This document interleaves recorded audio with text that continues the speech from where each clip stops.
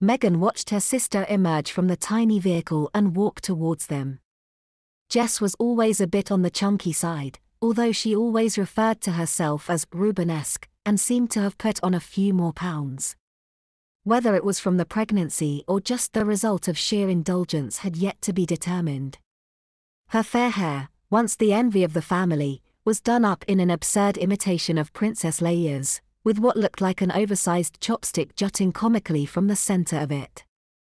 Her clothes were every bit as jarring, a long flowered skirt and a white blouse with puffy sleeves that seemed influenced by an episode of Seinfeld. Stephen could not help himself and started laughing hysterically at the sight of her. This time, his immaturity drew no reprimand. Walking by Jess's side with his arm draped around her was her fiancé, Ricard, née Richard. He was as gaunt as she was rounded and hid his gaze beneath a pair of tinted sunglasses.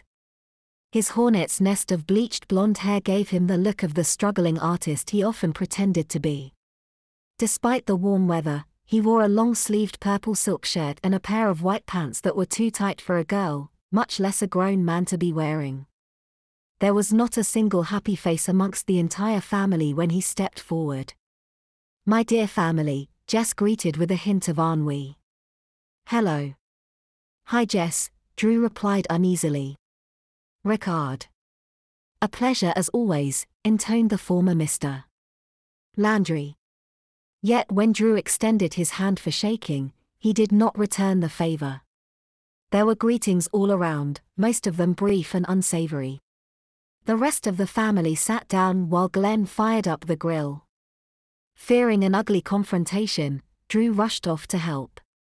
"So?" Grandma Ida asked. "When are you going to have the baby?" "Oh. Late August, early September," Ricard mused. "About 2 weeks before the wedding, we hope." 2 weeks? Nancy asked, the tension in her voice rising. "I don't see what the big deal is, Mother," Jess contended. "You and Father were hardly married a year when you had me. You were 3 years younger, too." "Enough," said Nancy. "I don't want to talk about it." And then it wasn't long after that before Meg came along. "I said enough. And Carrie and Stephen, too. A pity. One more and you could have bought a minivan." Ricard chuckled dryly at his soon-to-be wife's witty repartee. The children watched the scene unfold with morbid curiosity. Stephen's eyes were wide and his mouth shut.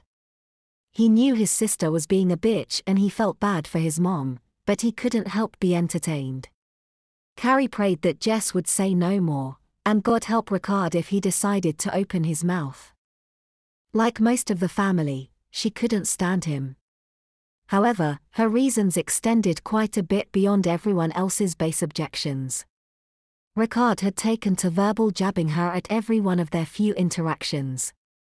When she was in her tomboy phase, he called her Pat, after the androgynous Saturday Night Live character.